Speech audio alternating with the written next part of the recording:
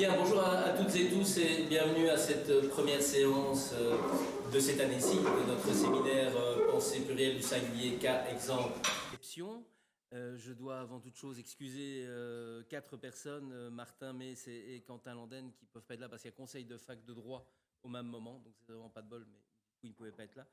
Puis, mais ça vous le savez certainement, Natacha et Émilie qui sont actuellement au séjour de recherche à New York, donc elles ne peuvent pas être là.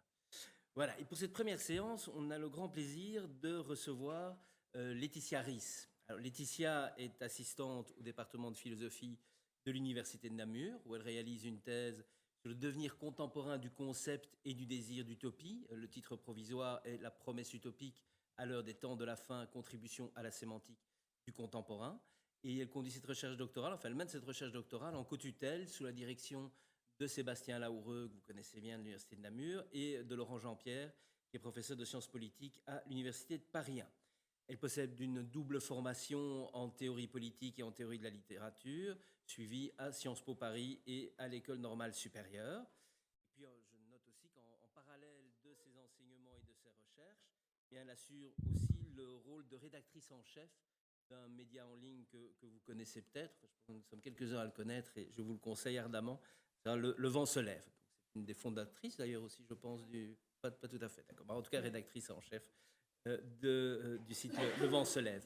Et elle a intitulé sa communication d'aujourd'hui « Édouard Glissant et la pensée archipélique, un modèle de solidarité des singularités ». Voilà, Laetitia, en te remerciant d'avoir accepté notre invitation, je te cède la parole. Merci Laurent pour cette présentation et merci à vous tous de m'accueillir, d'autant que, comme je le disais à Laurent juste avant, c'est mon premier vrai séminaire après, disons, une année de doctorat qui a commencé à distance et avec la petite équipe de Namur. Donc c'est un peu la première fois que je parle devant autant de public. Donc j'en suis à la fois heureuse et inquiète, je ne vous le cache pas. Mais je vais essayer, donc effectivement, comme Laurent vous l'a dit, de vous parler de Glissant avec une petite modification du titre, comme j'ai donné ça fin août et qu'entre-temps, il y a évidemment un peu de réflexion qui a mûri, donc qui serait plutôt Édouard Glissant et la pensée archipélique, quelle politique des singularités. Donc vous voyez, ça n'a pas beaucoup bougé, mais disons que le modèle de solidarité s'est transformé en quelle politique des singularités, puisqu'au fond, c'est de ça dont je vais vraiment essayer de vous parler aujourd'hui. Et donc, vous le savez, sans doute, Édouard Glissant, en fait, il est inscrit dans cette génération philosophique et littéraire qui se méfie de la pensée de système, pour le dire vite, qui cherche à sortir de la métaphysique. Et c'est cette génération qu'on associe à Derrida, à Deleuze, à Foucault. Enfin, vous voyez ce moment philosophique qui commence à déconstruire un héritage et à considérer que ce dont nous héritons de la philosophie, disons, pour le dire très très vite, occidentale, ça ne nous suffit pas pour penser la pluralité des choses qui nous sont données. Et c'est une critique philosophique qui est engagée donc pour deux raisons. La première, celle que donc ces fameuses pensées de système, elles ne nous permettraient pas de penser les singularités, ce qui nous échapperait, disons, au quotidien. Et une deuxième raison qui est aussi celle qui me paraît importante, qui est une raison au fond politique et des conséquences politiques de ces pensées. Vous voyez, au fond, ce que dit cette génération, c'est que les logiques identitaires, nationalistes, territoriales, elle se diffuse aussi adossée à cette pensée de l'un qui n'admet pas une certaine logique de l'altérité. Et c'est une pensée finalement qui serait assez peu hospitalière. Et donc c'est ça, disons, la genèse de ce moment philosophique, pour le dire très vite. Et la pensée archipélique de Glissant, elle se présente donc comme cette pensée qui nous aurait fait défaut jusqu'ici.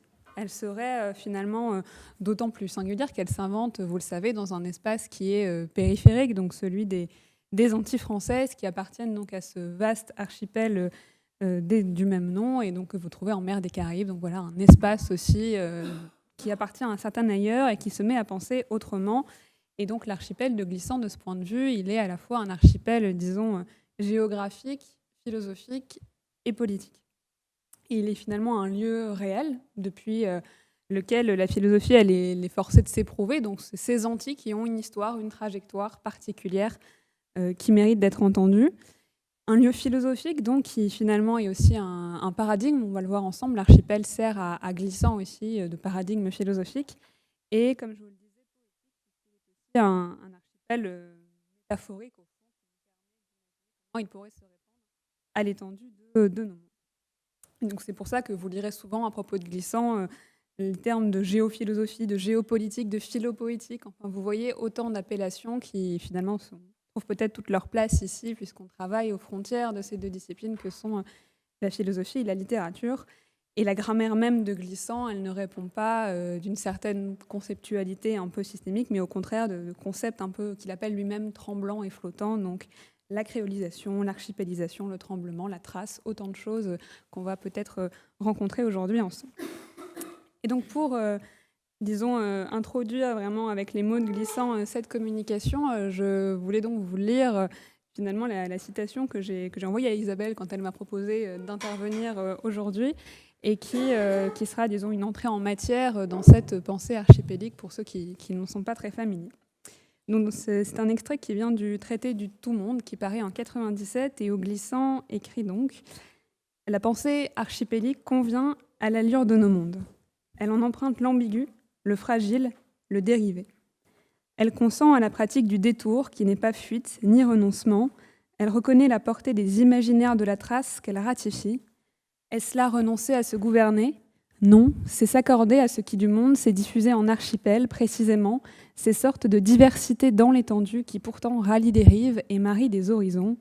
Nous nous apercevons de ce qu'il y avait de continental, d'épais, et qui pesait sur nous dans les somptueuses pensées de système, qui jusqu'à ce jour ont régi l'histoire des humanités et qui ne sont plus adéquates à nos éclatements, à nos histoires, ni à nos moins somptueuses errances.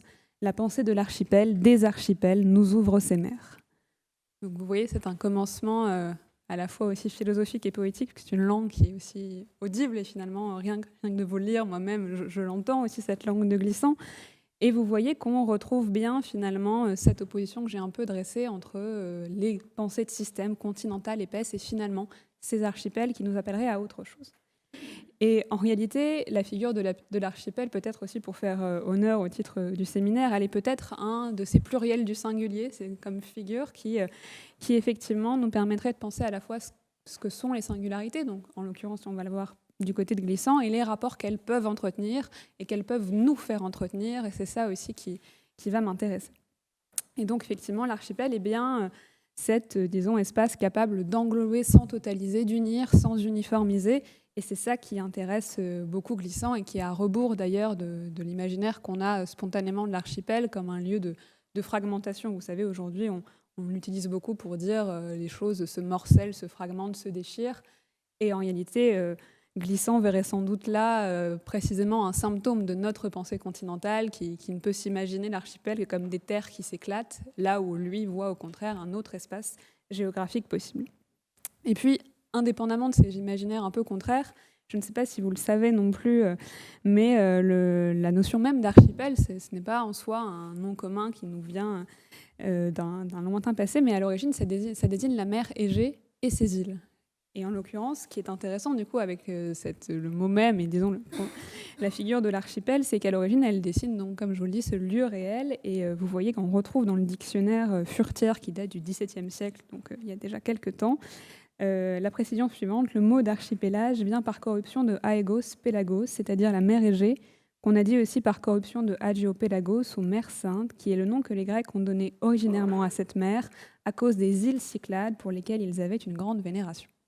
Et si je fais ce détour, ce n'est pas juste pour faire de l'étymologie et vous lire des notices de dictionnaire, je vous rassure, mais c'est parce que vous l'entendez, c'est finalement une racine qui nous montre qu'il y a la mer et ses îles, l'Occident et le non-occidental, disons, et qu'il y a finalement dans cet archipel réuni beaucoup de choses et qui nous permet d'apporter effectivement un démenti à toutes les pensées qui nous diraient que l'archipel n'est qu'une figure de la fragmentation et de la dislocation, mais aussi à nous apprendre à nous méfier quand on fréquente la pensée archipélique de Glissant, puisque elle aussi parfois, et là c'est peut-être aussi, ça sera peut-être l'objet de nos discussions pour ceux qui connaissent mieux Glissant, elle flotte avec des oppositions qu'elle reconduit peut-être malgré elle entre ce qui serait le monde occidental et puis le monde non occidental, les civilisations créoles contre les civilisations terrestres. Et donc parfois on a un peu tendance à refaire deux blocs opposés.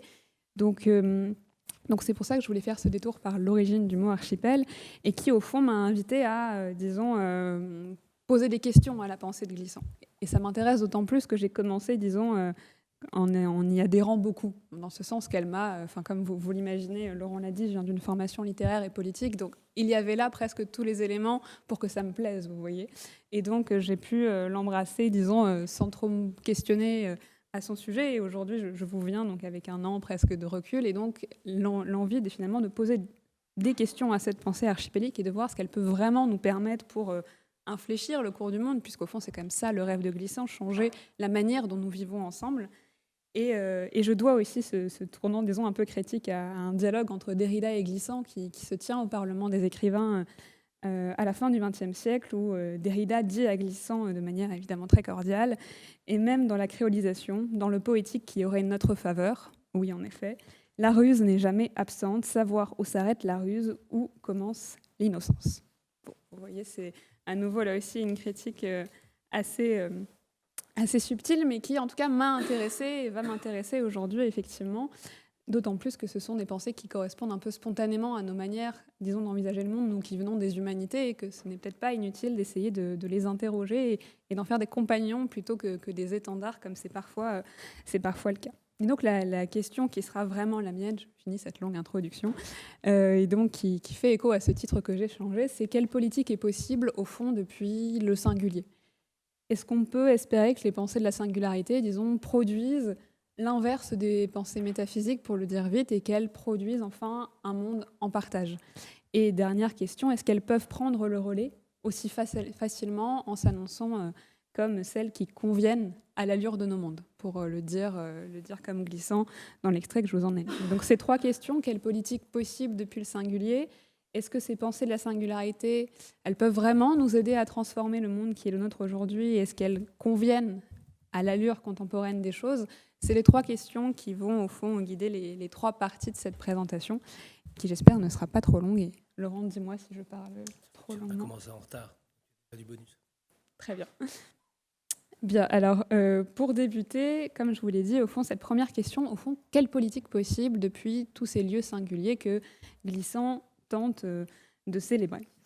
Et du coup, je suis dans un dilemme assez vertigineux de est-ce que je commence avec un poème ou est-ce que je commence avec une explication, sachant que je ne sais pas si... Est-ce qu'on m'accorde un bonus de 5 minutes si je lis un poème ? Oui, d'autant plus. Je ne peux pas dire non. Bon, alors je vous lis un peu. Non, enfin bref, encore une fois, c'est pas simplement de la décoration, mais c'est parce qu'il y a là aussi quelque chose de Glissant qui s'élabore. Et donc c'est un poème qui vient de Pays rêvé, pays réel, donc qui est finalement un recueil qui précède les textes, disons, plus philosophiques de Glissant, et qui annonce à peu près tout, pour le dire vite. Et donc je remercie Laurent de me donner l'occasion de vous lire. Et que je vais rapidement commenter aussi, parce que vous allez voir, ça va aussi, je pense, vous transporter sans forcément que tout résonne avec une clarté immédiate. Donc Glissant écrit, c'est quel court vers. Temps de l'humide, terre unique et de sorgho, l'étang nubile dévole au feu ses îles, l'être se boute au proue de terre, il commande. Étonnés, nous ramons à vif, nous cognons contre l'un souverain et frêle. En la saison, notre crier sans mire, trait de mots dévalés de sécheresse sans pile, aura des murs d'argile. Je suis prête à parier que vous avez tous trouvé ça très beau, mais que vous ne savez pas très bien quoi en faire. Et c'est normal, puisque moi aussi, j'ai mis du temps avant de me l'approprier. Mais vous voyez, il y a, au fond, si on reprend presque vers par vers, tout un mouvement qui dessine presque la genèse de la pensée archipélique de Glissant. Vous avez ce premier temps où nous sommes dans un temps de l'humide, une terre unique et de sorgho. Le sorgho, c'est une plante qui est originaire d'Afrique et qui est cultivée, disons, comme une céréale et qui sert beaucoup les usages de culture de bananes en Martinique. Donc vous voyez déjà, ça place le cadre aussi d'où s'enracine, au bon sens du terme, la pensée de Glissant. Et vous voyez que les deux vers suivants introduisent la distinction qui revient souvent chez Glissant entre l'étang et l'être. Bon, vous reconnaissez aussi toute la grammaire philosophique, mais on entend l'étang nubile dévole au feu ses îles. Donc en fait, il faudrait lire l'étang vole à la puissance créatrice, les îles, les possibles archipéliques. Vous voyez, et dévole, en fait, c'est du créole qui veut dire dérober, voler. Donc à nouveau, là, il y a quelque chose qui se trame aussi. On va non pas dévoler, mais dérober la puissance créatrice des îles. On va essayer d'aller voir, d'aller radicaliser leur possible et d'en faire quelque chose face donc à cet être qui se boute sur les proues de terre, vous voyez, qui se raccroche à ces terres et qui essaye de commander, mais qui évidemment ne commande plus aussi bien qu'il l'aurait voulu jadis. Et donc vous avez tout ce mouvement de « étonner nos ramons à vif, nous cognons contre l'un souverain et frêle ». Vous voyez, c'est un qui est en train de se fissuré et qui est en train finalement de subir des contestations de son intérieur et de son extérieur et qui est d'autant plus frêle en la saison. Donc en ce moment, en cette époque qui est la nôtre, qui ne peut plus être adéquat à nos manières de penser le monde. Et les derniers vers sont aussi là très révélateurs. Notre crier sans mire, donc une voix, un cri, un bruit qui se porte sans objectif et qui est, vous voyez, presque le cri du nouveau-né, de cette naissance de la pensée archipélique, et qui ensuite traite de mots des vallées de cette rêche en pile au ras des murs d'argile. Donc finalement, ce serait presque ce premier bruit qui va essayer d'aller chercher tous les lieux à recomposer, à reformuler, et qui fait des murs qui étaient avant des murs, disons, infranchissables, des murs d'argile. Je ne sais pas si cette explication vous aura au moins rendu plus sensible à la pensée archipélique, mais peut-être aura-t-elle ouvert les possibles poétiques qui naissent aussi avant que la philosophie vraiment commence.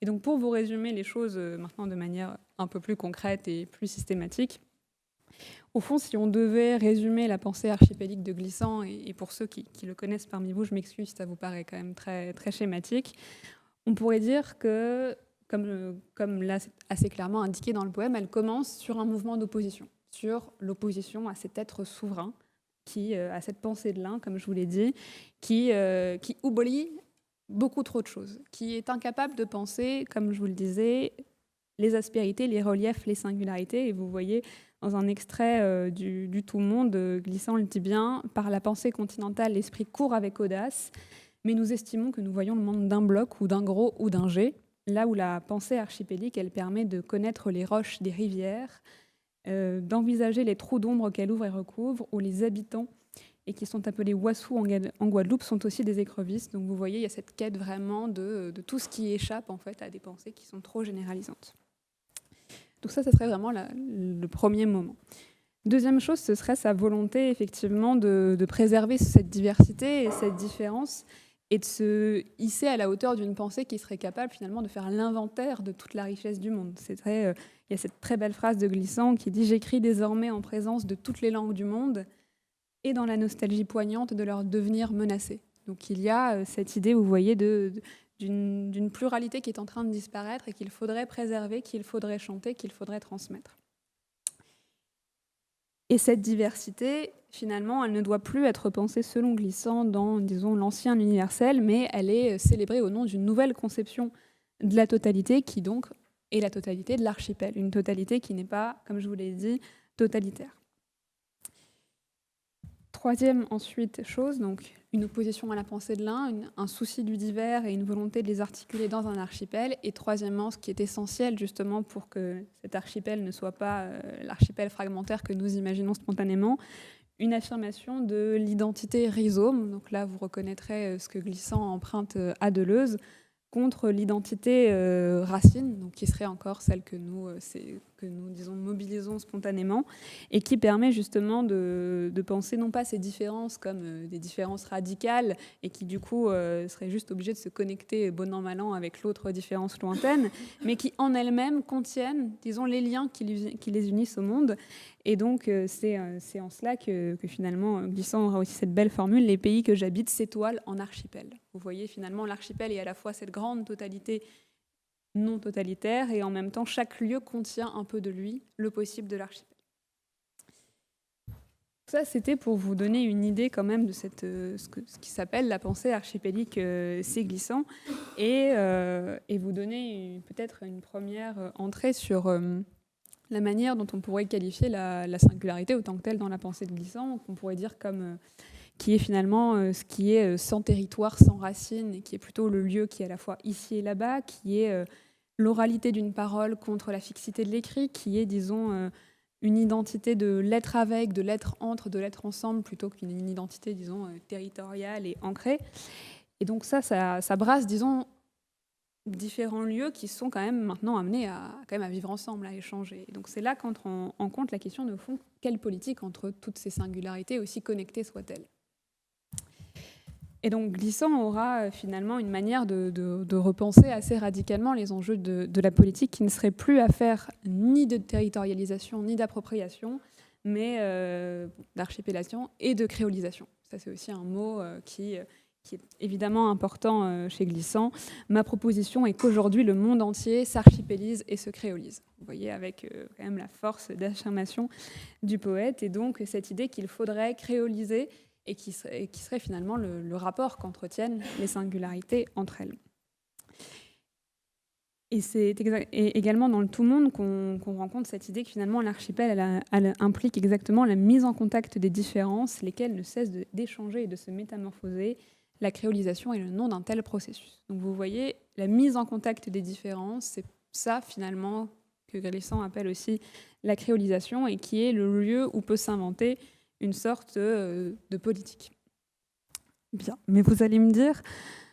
Très bien, tout ça a l'air très heureux, elles se mettent en relation entre elles, les différences se rencontrent, se célèbrent, mais tout ça ne se produit pas sans heurts. Et évidemment, il y a un enjeu aussi à penser ce processus de créolisation, non pas comme un idéal harmonieux, d'autant plus que ce serait faire un faux procès à Glissant de lui prêter un irénisme, puisqu'il pense la créolisation depuis précisément celle qui s'est réellement produite dans les Antilles, et qui finalement est un miracle en elle-même, puisque vous le savez, les Antilles commencent sur un traumatisme, disons, originaire, et par la force des rencontres, des cultures, des civilisations, elles parviennent à faire quelque chose de ce traumatisme initial.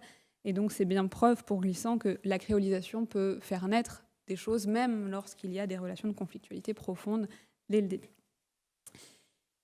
La question néanmoins que je me pose maintenant avec davantage de recul, c'est qu'effectivement, il y a quand même sans doute une différence entre la créolisation telle qu'elle s'est produite dans les Antilles, puisqu'au fond, elle a été rendue possible par le fait qu'au départ, il y avait des identités dérobées, vous voyez, des identités trouées, menacées, des identités sans histoire, et donc il a bien fallu reconstruire quelque chose. Et donc ça paraît presque... Finalement, je ne dirais pas logique, mais on comprend bien que c'est précisément parce qu'il y avait un déficit d'identité que quelque chose comme une identité créole a pu exister. Là où aujourd'hui, la créolisation, en tant qu'à la fois, disons, exemple, modèle et proposition, puisque c'est bien ça dont il est question chez Glissant, proposer la créolisation au monde d'aujourd'hui, elle s'adresse à des identités qui sont installées, plutôt revendiquées, plutôt affirmées. Et donc, on voit peut-être plus difficilement comment l'une pourrait se produire, disons, aujourd'hui, là où précisément le contexte est assez différent.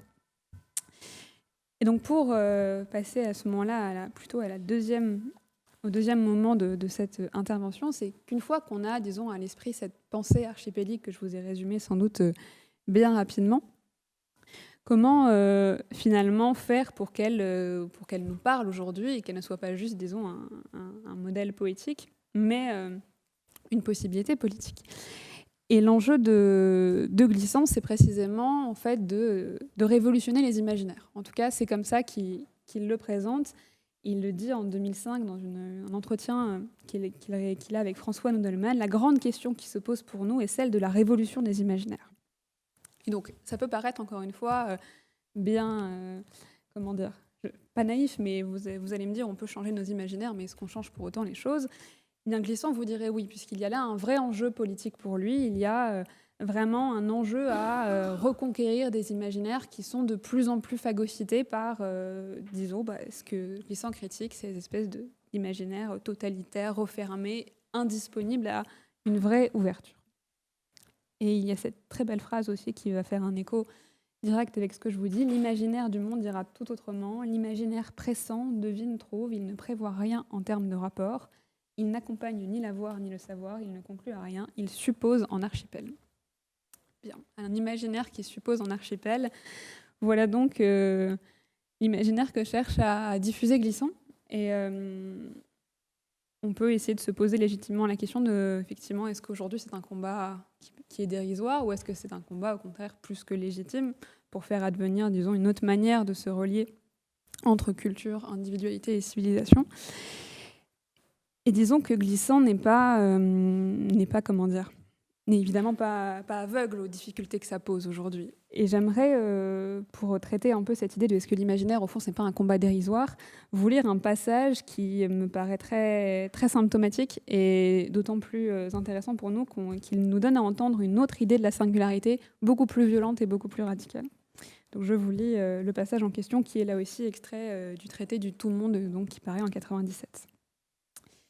Est-ce qu'un noir américain sans domicile fixe et qui s'encasmate de carton sur un trottoir glacé de New York pourrait accepter l'idée de créolisation? Il sait que sa race et la singularité de sa race, pour l'autre, entrent pour une grande part dans la désignation de son État.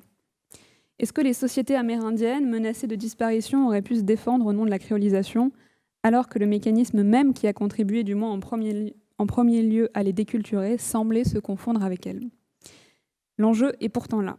Les contradictions des Amériques, les convulsions du tout-monde sont pour nous indémêlables tant que nous n'avons pas résolu dans nos imaginaires la querelle de l'atavique et du composite, de l'identité racine et de l'identité relation. Donc vous voyez, au fond, il y a une contradiction qui se dessine là assez bien entre est-ce que ces multiples, disons, singularités qui ont éprouvé la violence du monde et qui ont été parfois privées d'identité précisément au nom d'un processus, disons, de mise en contact générale, sont prêtes à entendre cette idée de créolisation. Glissant vous dit effectivement, il y a peu de chances que ça fonctionne tout de suite, mais l'enjeu à nouveau qu'il pose, c'est résoudre dans nos imaginaires, déplacer, disons, cette idée de l'identité racine au profit de l'identité relation, donc ce que je vous disais tout à l'heure. Et d'ailleurs, si nous avons spontanément autant de mal à, disons, accorder du crédit à cette idée de créolisation, en tout cas sur le mode heureux que Glissant le souhaite, c'est à nouveau pour Glissant une question d'imaginaire, puisque nous aurions en fait des difficultés à distinguer notre monde réel tel qu'il se donne aujourd'hui du tout monde que Glissant appelle à se réaliser. Et vous voyez, à nouveau, là, je vous lis un passage qui me paraît assez significatif. Le plus éminent de ces incertains porte peut-être à accorder l'imaginaire de l'imprévisible avec les nécessités du faire et de l'agir. En effet, comment faire et agir depuis cet imprévisible et cette mise en contact généralisée. Le politique qui aide s'il fréquente une poétique. Qu'est-ce savoir que l'incertitude crée parfois un manque, l'incertain toujours une ouverture? Nous nous laissons prendre aux confusions que nous entretenons nous-mêmes entre les incertitudes du monde, quand il serait, disons, la représentation la plus lointaine du tout monde, et les incertains de la relation. Donc vous voyez les incertitudes du monde, le monde tel qu'il est aujourd'hui, et les incertains de la relation, ceux que Glissant appelle à épouser. Nos politiques les plus ordinaires tentent parfois, sans succès, de combler la faille de ces incertitudes, pourtant sans jamais s'autoriser des inspirations de l'incertain qui aurait pu les supporter. Donc vous voyez au fond, ce que Glissant cherche à dire, c'est qu'il a d'abord construit ou donné à entendre la réalité archipélique d'un monde possible, et il le donne non pas comme un programme tout entier à appliquer, mais plutôt comme un moyen, disons, pour révolutionner nos imaginaires et pour nous faire déplacer ce qui jusqu'ici a été des évidences. Et pour lui, l'enjeu semble vraiment de transformer nos manières de penser. Et on s'accordera ensemble sur le fait que c'est tout de même une politique, mais qu'il faut lui donner les moyens d'exister. Est-ce que vous me suivez toujours ou est-ce que ça va pas trop vite? Parfait.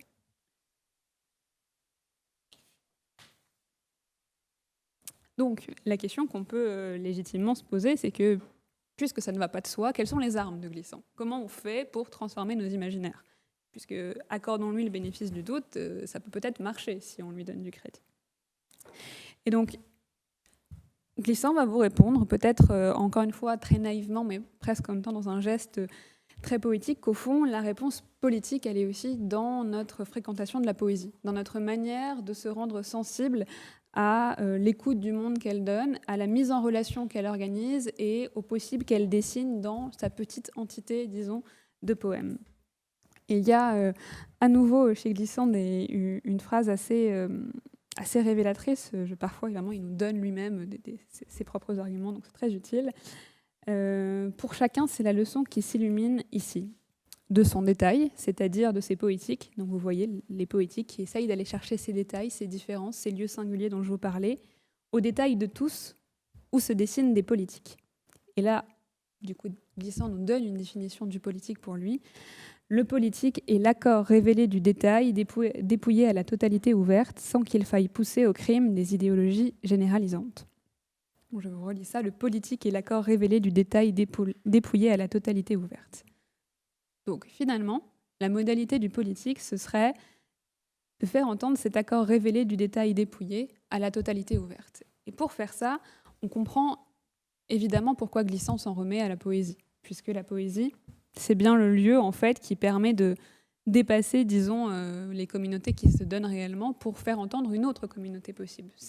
L'entité du poème, elle est finalement le seul lieu où peuvent se parler des mondes qui ne se parlent pas. Et Glissant est aussi très clair à ce sujet, où il dit « Le poème est le seul lieu où les conquérants et les peuples ravagés, où les graves poètes de service et les griots sans limite peuvent se rencontrer. » Donc il y a finalement dans le poème une communauté possible qui est à inventer, mais qui se donne dans cet espace très précieux qu'il nous faut absolument conserver et qui n'est pas, disons, simplement un vœu pieux de l'imagination, mais qui est plutôt une sensibilité du poème à des possibles et à des devenirs que nous ne voyons pas depuis, disons, les autres lieux que nous habitons.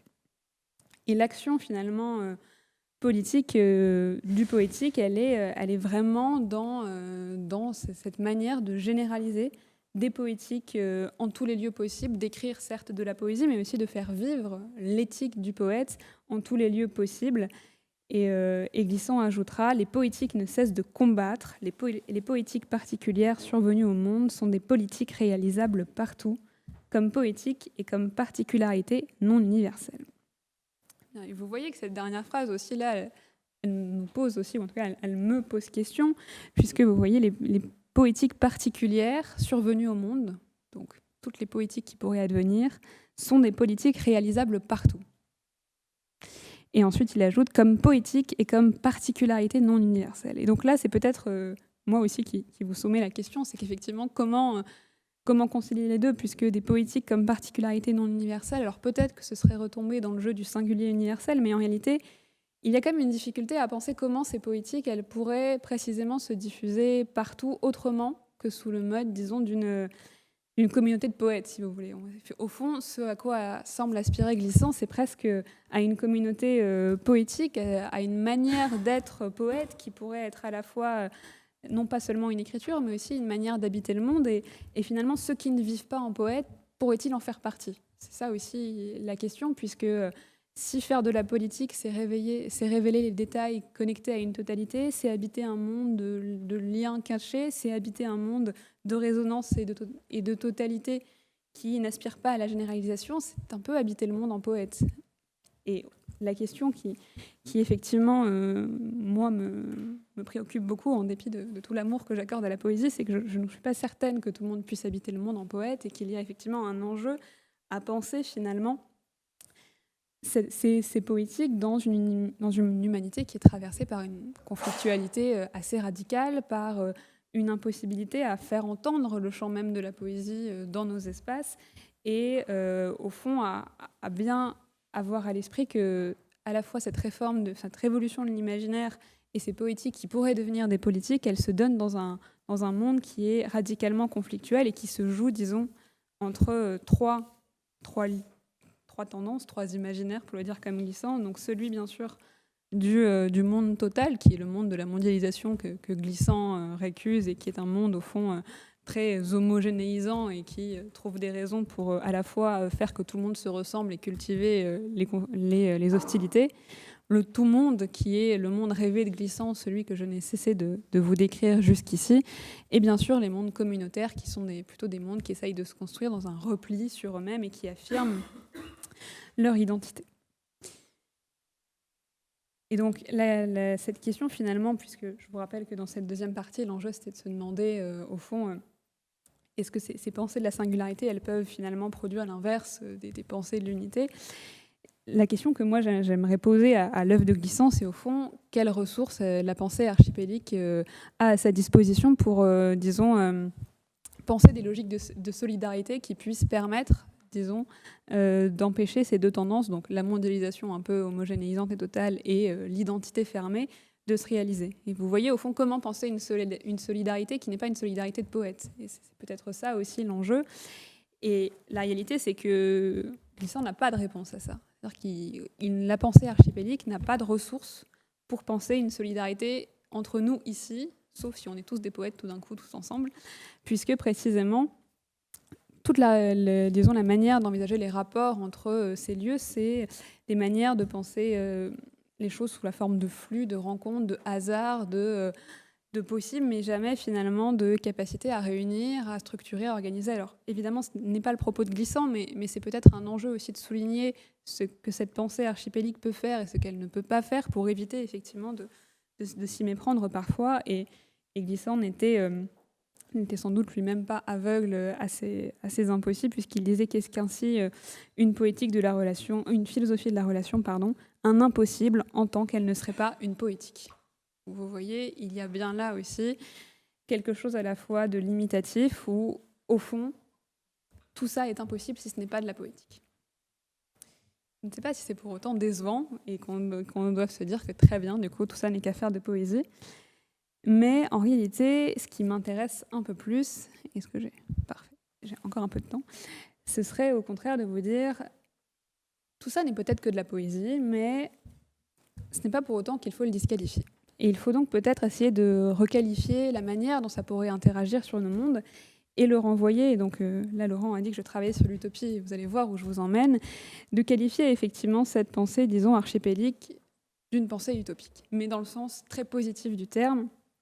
Et je vais essayer de vous le montrer ensemble, puisque au fond, c'est comme ça qu'il faudrait peut-être recevoir cette pensée archipélique, comme une pensée, disons, utopique, qui est non pas un programme à réaliser, non pas, disons, un modèle à adapter comme le voudrait une conception un peu disons, facile de l'utopie ou qu'on se représente parfois, mais une utopie comme impossible, un avenir, un mode de pensée, une autre sensibilité, mais qui ne se suffit pas du tout à elle-même. Et vous voyez que Glissant lui-même, à nouveau, a une manière de conclure les choses de manière très claire. La puissance des imaginaires et d'utopie en chaque jour.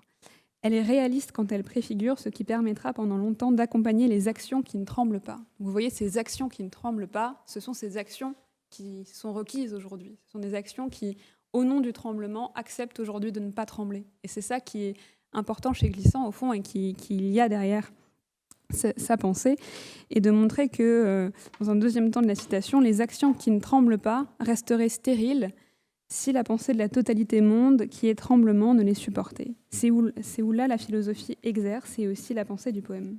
Pardon, non, c'est là où la philosophie exerce, et aussi la pensée du poème. Donc vous voyez, il y a cette idée, comme je vous le disais, de, au nom du tremblement, accepter aujourd'hui d'agir sans tremblement, et de savoir que ces pensées ne sont possibles que parce qu'elles ont aussi conscience, disons, de leur précarité et de leur humilité, et que si vous vous mettez à agir aujourd'hui au nom, disons, des vieilles logiques unitaires et continentales, vous allez reproduire de l'identité racine. Là où Glissant appelle précisément à rendre les choses, disons, possibles pour que ça aille dans un sens, disons, plus positif.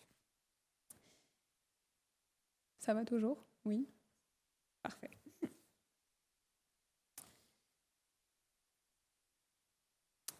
Et donc j'en arrive alors à ce troisième moment qui était celui que moi je voulais vous présenter, puisque tout ça, comme je vous l'ai dit, on a fait un petit parcours sur, disons, la politique des singularités entre elles, comme sous le mode de la créolisation. Un deuxième temps, je vous ai montré qu'au fond, Glissant essaye de faire une politique des imaginaires, mais que ça ne fonctionne pas, sauf à la considérer comme une proposition utopique. Et donc j'en arrive aujourd'hui à vous présenter. Est-ce que finalement, cette manière de poser les choses, elle convient à l'allure de nos mondes. Vous savez, c'était l'extrait que je vous ai lu en tout début d'intervention. Est-ce que la pensée archipélique, elle convient bien à l'allure de nos mondes ? Eh bien, la réponse, à mon sens, est non, mais pas pour une mauvaise raison, puisque, comme je vous le disais, si elle est une pensée utopique, elle est une pensée qui, par essence, est une pensée du contretemps. Et dans toute l'œuvre de Glissant, au fond, il y a cette idée que la créalisation du monde est une sorte de prophétie qui annonce à l'humanité un événement futur qui est encore non situé dans le temps, dans l'espace, et qui, au fond, se donne sur le mode de la croyance en un ordre meilleur du monde, mais qui ne cherche pas, vous voyez, à se réaliser en programme. C'est vraiment comme une utopie au sens le plus positif du terme qu'il faut l'entendre, et comme une manière finalement de se trouver toujours à la fois en avance sur le temps présent, en appelant à un autre devenir du monde et en même temps un peu en retard, puisque c'est vraiment cette pensée du contretemps qui caractérise toute épreuve de poète au fond. Et vous me permettrez de vous lire encore juste quelques vers qui sont cette fois-ci aussi très symptomatiquement à la fin du recueil Pays réel, pays rêvé, où Glissant écrit « Je t'ai nommé terre blessée, dont la fêlure n'est gouvernable, et t'es vêtue de mélopées dessouchées des recoins d'hier, filant poussière et dévalant mes mots jusqu'aux endos et poussant en lisière les gris taureaux muets. Je t'ai voué au peuple des vents, où tu chavires par silence afin que terre tu me crées, quand tu lèves dans ta couleur, ou ces cratères à jamais enfeuillés, visibles dans l'avenir. » Ce qui m'intéresse ici, c'est que vous entendiez bien « Je t'ai voué au peuple des vents, visible dans l'avenir », et un peu plus loin, vraiment juste à la toute fin du recueil, Glissant écrit « De même mémoire arrima le cri du conte prophète et du vent qui dit ». Donc vous voyez que là, il y a quand même un signe très clair vers une idée que ce cri dont je vous ai lu le début, disons tout à l'heure, ce crier sans mire, vous vous souvenez, ici se donne comme un conte prophète et au vent qui dit. Donc il y a finalement quelque chose qui n'appartient pas tout à fait à notre temps, qui n'est pas encore à l'heure, qui n'est pas encore adapté, mais qui en même temps nous permet de, disons, pressentir un monde qui a toujours été possible, mais qui n'est pas encore et qui appelle une forme de réalisation, mais dont les modalités sont à réinventer avec ceux qui sont présents aujourd'hui. Et ce n'est pas effectivement un hasard si cette manière de penser le temps se trouve aussi chez Glissant, puisque la temporalité même qu'il donne à l'archipel est une temporalité diffractée. Et au fond, c'est comme ça aussi que chez Glissant, il y a une réflexion autour du temps de l'archipel, qui est forcément un temps aussi de contretemps, disons, de discordance, d'avance, de retard. Et d'une certaine manière, si on y faisait un effort d'imagination ensemble, on pourrait tout à fait imaginer que cet archipel de Glissant est une partie de notre archipel en ce moment, mais qu'il a déjà pris de l'avance, qu'il est déjà à un autre stade et qu'il se donne comme une vision d'avenir, mais non pas du tout comme un présent possible dès aujourd'hui. Et vous retrouverez d'ailleurs, si vous travaillez un peu sur Glissant, tout un lexique de la prophétie, de la divination, de la préscience, de l'avenir, vous voyez toutes ces modalités qui, au fond, en appellent à une forme de révélation. Ce qu'il s'agirait, ce serait de révéler ce monde caché et de faire croire et de faire admettre qu'il est possible, simplement. Mais déjà ça, c'est un geste politique d'une assez grande radicalité, puisque combien aujourd'hui nous disent que la possibilité même du possible n'existe plus. Là où Glissant, en revanche, invite précisément à rétablir cette question-là. Et si vous lisez un peu plus en détail aussi le dernier livre de Glissant qui s'appelle « Philosophie de la relation », vous avez aussi une réflexion effectivement sur le rôle du poète en politique et sur ce rôle historique du voyant qu'il a toujours joué. Et vous avez des lignes assez claires sur effectivement le fait qu'au fond, même dans l'Antiquité, on trouvait déjà des traces de poètes qui parlaient au nom de ce tout-monde, de ce monde en harmonie, de ce monde qui résonnait de lui-même. Donc en cela, comme je vous l'ai dit, peut-être que cette pensée archipélique, elle ne convient pas à l'allure de nos mondes, mais c'est peut-être tant mieux puisqu'elle leur donne une autre allure possible, un autre avenir possible, et qu'elle se pose comme une utopie pour aujourd'hui. Et Dieu sait peut-être qu'on manque d'utopie, au sens, disons, le plus positif du terme, et non pas comme, disons, une vieille ritournelle voudrait que nous ne croyions, à savoir des utopies totalitaires. Vous voyez, les utopies sont totalitaires. Ben, encore une trace de cette pensée unitaire qui nous fait croire que les utopies sont forcément mauvaises. Au contraire, aujourd'hui, elles sont plus que jamais nécessaires. Et l'intérêt de celle de Glissant, et je finirai presque là-dessus avant une conclusion un peu plus longue, elle est peut-être d'autant plus intéressante que même si elle est encore à contretemps, elle a un statut un peu ambigu puisqu'elle se présente comme une utopie qu'il appelle réalisable. Et pour une raison bien simple, c'est qu'en fait, l'utopie de Glissant, elle naît dans les Antilles créoles, donc dans un monde qui a quand même existé, quoi qu'on en dise, et aussi traumatique et aussi conflictuel est-il été. Et elle se donne effectivement comme, disons, une utopie possible, donc non pas la créolisation telle qu'elle est advenue dans les Antilles, mais une créolisation sur une modalité encore presque plus heureuse dans la vision de Glissant. Et pour presque conclure, comme je vous l'ai dit, je voudrais vous lire un dernier extrait qui est très symptomatique, encore une fois, et que la Caraïbe créole, donc cette Caraïbe créole, cette utopie qui a pu exister en un certain temps, un certain lieu par les hasards de l'histoire, et que la Caraïbe créole parle au monde qui se créolise, au monde qui se rencontre, qui est en train de se créoliser, qu'il le veuille ou non, mais qui n'a pas encore trouvé les modalités pour faire exister cette créolisation sur, disons, une variation moins identitaire.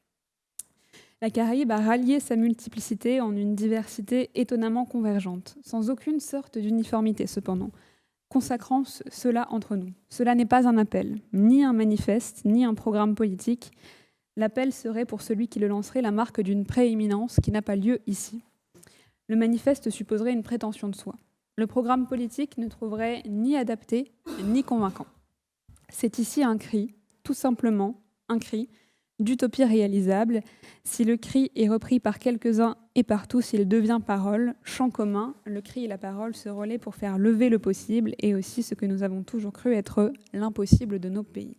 Et vous voyez cette dernière phrase qui est aussi belle que forte. Le cri et la parole se relaient pour faire lever le possible et aussi ce que nous avons toujours cru être l'impossible de nos pays. Et au fond, la pensée de Glissant, elle s'explique peut-être par la singularité radicale de ces Antilles créoles qui, finalement, d'une position traumatique et d'une position qui est prédestinée à devenir, disons, un lieu d'extrême violence, ont malgré tout réussi à surmonter, disons, cette histoire traumatique et à envisager des manières de vivre ensemble. Alors, évidemment, les travaux de Glissant sont aussi discutés par des sociologues et des anthropologues qui montrent que la créolisation est quand même un processus lui-même très conflictuel et qui ne va pas de soi non plus. Mais néanmoins, on ne peut pas nier que depuis, disons, une genèse très traumatique, quelque chose s'est fait. Donc, d'une certaine manière, Glissant cherche à dire que si depuis cet impossible, alors ces mondes ont existé, c'est bien que depuis les impossibles d'aujourd'hui, d'autres possibles peuvent aussi exister et qu'il y a un enjeu pour faire entendre cette dernière phrase. Les peuples de la Caraïbe sont en nous et nous sommes en eux. Contribuons s'il se peut à faire de ces archipels des lieux tenaces du monde, superbement des lieux communs. Donc vous voyez finalement, c'est presque une mémoire créole et une mémoire caraïbéenne que Glissant cherche à préserver, ne serait-ce que parce que leur existence donne du crédit à la possibilité d'autres possibles. Alors, ça peut paraître un peu tautologique, mais en réalité, c'est assez essentiel quand on moi je vous le dis, pour travailler sur ces questions, cette idée qu'il faudrait préserver la possibilité du possible depuis des lieux radicalement singuliers, c'est assez essentiel pour peut-être espérer des vrais bouleversements politiques. Et il est 15h02, donc parfait. Et donc pour conclure peut-être sur ces choses que j'ai dit sans doute trop vite et avec trop de raccourcis, mais j'espère qu'on pourra en discuter plus longuement, je voulais finir sur une conclusion, disons, un peu prospective qui essaierait de réfléchir à, au fond, comme je vous le disais, qu'est-ce que c'est une politique des singularités. Et de ce point de vue, je pense que j'en ai esquissé 3 et que vous avez peut-être reconnu aussi. Donc, une première politique possible qui serait, disons, une micro-politique, et on retrouverait là les liens entre Glissant et Deleuze. Vous voyez cette idée qu'au fond, la première partie, celle de l'archipel, et c'est cette logique de déterritorialiser, de faire sortir des logiques un peu institutionnelles, étatistes, unifiantes. Et bien là, il y aurait dans cette proposition de l'archipel une micro-politique qui se donne et qui produit tout un tas d'inadéquations au monde tel qu'il est, et déjà ça, c'est important.